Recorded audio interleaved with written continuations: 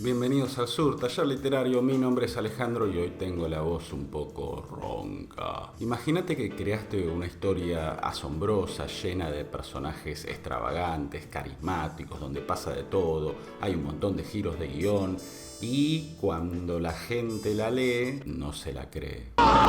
Un escritor de cuentos o novelas es básicamente una persona que se dedica a cautivarnos con mentiras, pero como a nosotros se nos avisa de antemano que esas son mentiras, no le llamamos estafador, ni embaucador, ni político, sino que le llamamos eso, un escritor. Quien compre un libro nuestro o se disponga a leer en la web un texto de nuestra autoría, estará dispuesto a creer lo que nosotros tenemos para decirle. Ese efecto lo llamó algún poeta inglés suspensión de la incredulidad y los críticos le llamaron pacto ficcional. Este pacto ficcional consiste en que durante el tiempo que dure la película o el libro, el lector se va a olvidar de que está leyendo un libro y se va a tomar aquello que nosotros le contamos como si fuese la vida real. Es decir, no va a leer lo que nosotros le estamos narrando, sino que va a vivirlo. Esta suspensión de la incredulidad o pacto ficcional se termina, por supuesto, cuando se termina el libro o la película. O eso es idealmente lo que debería pasar, porque no es tan fácil, sino cualquiera podría ser un gran escritor o un gran cineasta. El lector o espectador nos pide algo a cambio de su credulidad, que es la verosimilitud. En este video vamos a ver lo que hay que tener en cuenta para conseguir esa verosimilitud y qué tipo de artificios podemos utilizar. Así el lector se devora a gusto nuestras maravillosas mentiras. Después de la intro, ahí vamos.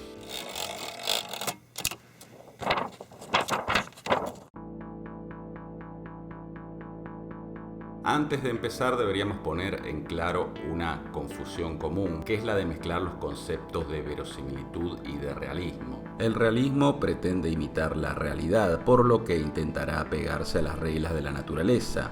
Un manual escolar nos diría que son realistas aquellas historias de ficción que podrían suceder en la realidad, justamente. Vale decir que no incluyen elementos sobrenaturales ni acciones sobrehumanas, ni nada imposible de replicar en el mundo en que vivimos. Como no hablaremos en este video de realismo sino de verosimilitud, nos conformaremos con esta básica definición. La verosimilitud, en cambio, no se trata necesariamente de imitar al mundo real, sino de hacer creíbles los hechos narrados dentro del mundo autónomo que constituye cada ficción, incluso si se trata de un mundo de fantasía o un mundo delirante. Lo fantástico nos exige más estrategias de verosimilitud que lo realista. Es fácil que ustedes me crean si les digo que a la tarde me tomé un café. Ahora, si yo les digo que a la tarde, mientras me tomaba un café, vi un fantasma, ahí empiezan las dudas. Básicamente el verosímil es lo que en cada época se considera creíble y lo que cada época considera parte de la realidad. Cuando en Macbeth aparecen las famosas brujas que anuncian al protagonista su funesto destino, nosotros, los espectadores modernos, lo tomamos como un elemento fantástico que incluso nos parece discordante con el resto de la obra, a la que anacrónicamente podríamos calificar de realista, en el sentido de que, salvo por las mencionadas brujas, no hay otros hechos sobrenaturales. Sin embargo, los espectadores contemporáneos a Shakespeare, la mayoría pertenecientes a las clases populares, probablemente no experimentaran ese contraste, o al menos no en la medida que lo experimentamos nosotros, porque para ellos las brujas eran parte de la realidad, no eran sobrenaturales. Un poco como sucede con la leyenda de la luz mala u otras leyendas para la gente del campo, por ejemplo. Incluso hoy en día sigue sucediendo eso en la cultura popular. El verosímil, por supuesto, es de naturaleza histórica y social y por ende cambiante. Hoy la mayoría de la gente no cree en la existencia de las brujas, pero que las hay. Y tampoco hubiese funcionado hacer aparecer un espectro sin previo aviso, así como así, en una obra realista de Chekhov o Ibsen, como si funcionaba en Hamlet. Si queremos usar fantasmas, brujas, hadas o seres de ese estilo, primero deberemos hacerlos creíbles, debemos crear un contexto en nuestro mundo de ficción que los haga funcionar. Y esto es justamente porque estos seres transgreden el verosímil de nuestra época.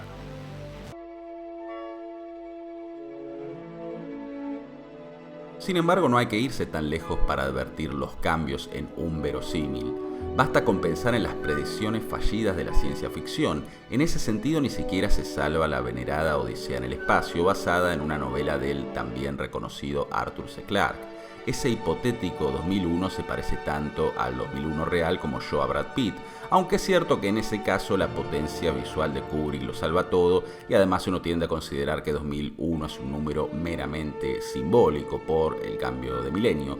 En cambio, esas viejas pelis de platos voladores que parecen platos pero de cocina son muy difíciles de tragar a día de hoy, salvo que uno la mire con los ojos del que realmente intenta olvidarse de esos detalles y disfrutar. En esta envejecida ciencia ficción de mediados del siglo XX tenemos el perfecto ejemplo de un verosímil que cambió en muy poco tiempo, tan rápido como evoluciona la tecnología. La simple expresión platos voladores hoy nos suena ridícula, obsoleta, y ningún novelista contemporáneo recurriría a ella, salvo en un contexto irónico o muy particular. No sé si se puede hacer algo contra el tiempo, salvo tener suerte o alma de Nostradamus. Si ustedes creen que sí, escríbanme sus propuestas en los comentarios. Por supuesto, todo esto no quita que, así como podemos disfrutar de aquellas viejas películas de los años 50, que hay varias muy buenas, también podemos disfrutar con los viajes a la luna o al centro de la Tierra que soñó Julio Verne. Pero ya no los miraremos con ese entusiasmo de lo posible con que seguramente lo miraban los lectores de aquel tiempo, sino con la condescendiente ternura de los cínicos lectores del siglo XXI. Ahora veamos los elementos de verosimilitud que son interiores a la obra, es decir, lo que nosotros podemos y debemos manejar.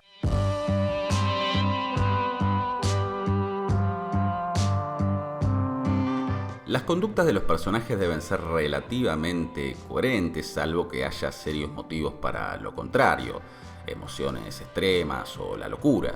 Y aún así hay que andarse con cuidado y no abusar del loco como si se tratara de una suerte de comodín argumental para hacer lo que se me da la gana. En la locura también hay método, al menos en la locura literaria. Pero vayamos a un ejemplo básico. Hoy en día y siempre que la acción de nuestro relato ocurra en la actualidad, no podemos actuar como si los teléfonos móviles no existieran solamente porque queremos incomunicar a nuestro personaje o porque nos gusta que vaya a investigar una biblioteca, ya que crecimos leyendo a ciertos autores y nos encanta ese escenario. Salvo eso sí que tuviésemos a un personaje fóbico a la tecnología o incapaz de entenderla, cosa que deberíamos establecer de antemano, pero que también debería tener un sentido, un significado global en la historia y no usarse como una simple excusa para meter una escena anacrónica y caprichosa en la biblioteca o en el lugar que fuera. No importa si nosotros como individuos odiamos los teléfonos móviles o las redes sociales, hoy lo habitual y por ende lo verosímil y lo que el lector dará por supuesto, salvo que se le indique lo contrario, es que todas las personas, en especial los jóvenes, usan al menos una red social y llevan el teléfono móvil a todas partes. Por cierto, acá hace falta un paréntesis. Más de un tallerista me ha dicho que no le gusta incluir elementos contemporáneos, modernos tecnológicamente hablando, elementos por ejemplo como celulares, tablets y demás, que es muy vulgar hacerlo. No me gusta. Muchas veces se trata de lectores de novelas del siglo XIX, como por ejemplo Drácula, o ciertos cuentos de Lovecraft que ya eran anacrónicos incluso para su tiempo. Y sí, a mí también me encantan esas ficciones, pero lo que hay que decir es que Stoker en su momento utilizó los mayores adelantos de su época. Así los contraponía a ese horror arcaico que representaba el Conde y funcionaba mucho mejor el contraste, justamente. O sea que hoy Stoker hubiese utilizado todo eso que a ustedes les parece tan vulgar, smartphone, tablets, etc.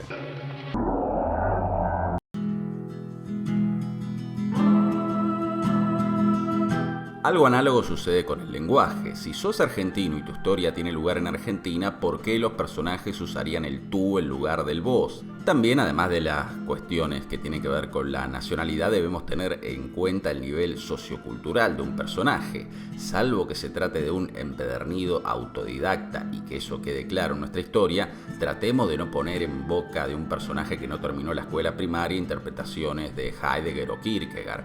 Pero los diálogos y la creación de personajes requieren videos aparte y algún día los haré.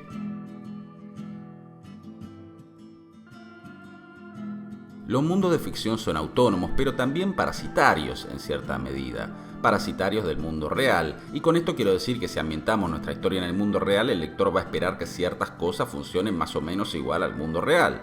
A veces deberemos averiguar cómo lucen algunos lugares famosos, si es que vamos a usarlos, y ni hablar si vamos a escribir una novela histórica. Tratemos de ser lo más fieles posibles a las características del periodo elegido. Otras veces, en especial si escribimos policiales, pero también en otros géneros, deberemos averiguar cómo funcionan ciertos trámites y procedimientos legales en el país en que transcurre la historia, que a menudo es el en el que nosotros vivimos. Yo debí consultar con un abogado penalista a la hora de corregir una novela que tengo por ahí y en la que un hombre es encarcelado por matar a un menor de edad. Y me di cuenta de que había cometido errores groseros como mandarlo a una cárcel que no correspondía para ese delito. Hay deslices que podrían pasar de largo y si no queda más remedio uno se puede tomar pequeñas licencias, pero mejor evitar al menos los errores enormes. Google, por supuesto, será un gran aliado en este sentido. Si queremos que nuestro personaje sea percibido por el lector como un ser humano o una criatura real y no como un rejunte de letras y de palabras, no podemos darnos el lujo de omitir ciertos datos, de no contestar a determinadas preguntas que el lector se va a hacer sí o sí. Por ejemplo, si tenemos al protagonista de una novela que vaga de acá por allá durante 200 páginas, supongamos que intentando descubrir algún tipo de misterio, pero en ningún momento mencionamos que trabaje, quizás está faltando al trabajo, o que haya heredado alguna pequeña fortuna, o que viva de rentas, o que esté de vacaciones, o lo que ustedes quieran, el lector legítimamente se va a preguntar de qué vive ese buen hombre o esa buena mujer.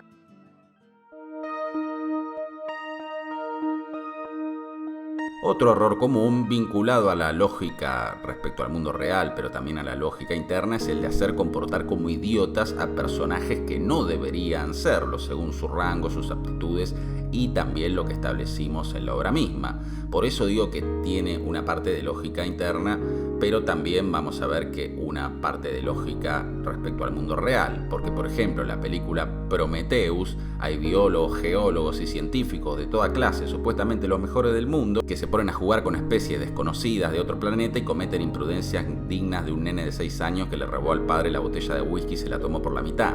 También tenemos la legendaria mala puntería de las tropas imperiales de la Guerra de las Galaxias, que nunca sabremos quién contrató a esa gente. Si necesitamos personajes idiotas para que la trama avance, es que la trama realmente no funciona y no es creíble. Pero si vamos a usar un idiota, asegurémonos de que no sea un idiota con 2 doctorados y un premio Nobel, sino un idiota hecho y derecho. Si alguien se va a comportar de manera idiota con un animal, tratemos de que no sea un biólogo como un Prometheus.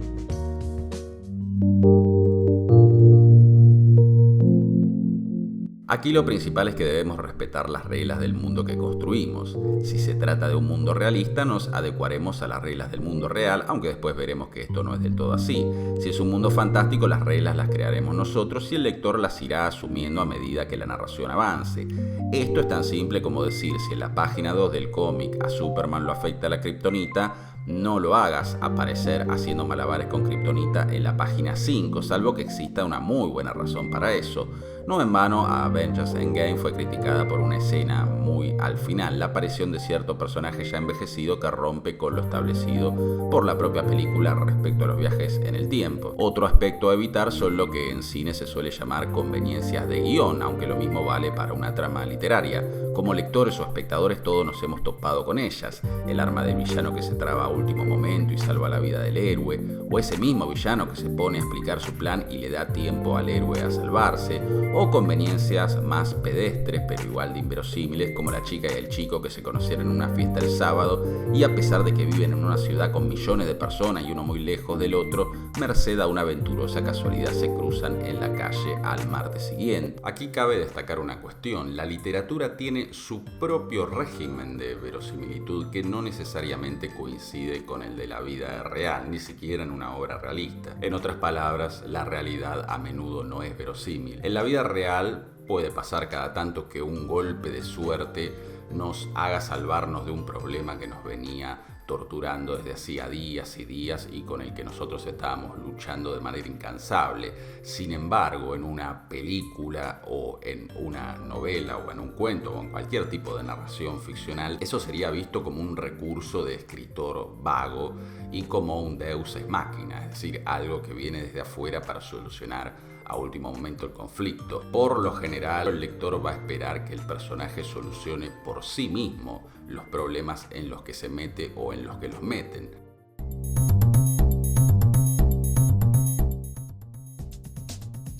Los clichés o lugares comunes también nos sacan de una historia justamente porque nos recuerdan que estamos mirando una película o leyendo una novela o cuento.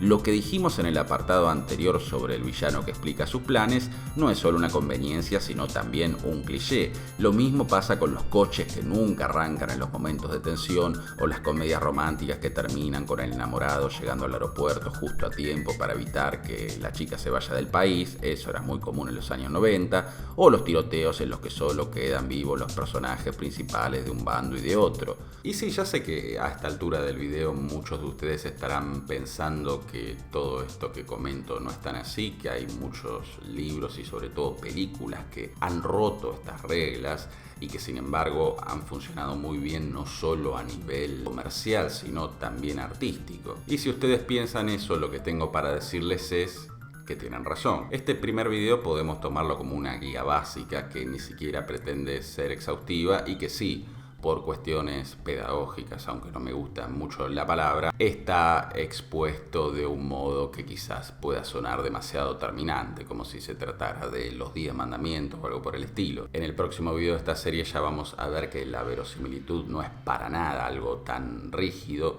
y eso a veces incluso puede hacer más difícil conseguirla, pero también mucho más divertido poder jugar con ella según una variedad de factores que vamos a estar comentando. Así que los espero en el próximo video. Si les gustó, suscríbanse, pongan like, pongan dislike, compartan sobre todo, que me sirve muchísimo. Mi nombre es Alejandro y esto es el Sur Taller Literario. Nos vemos la próxima.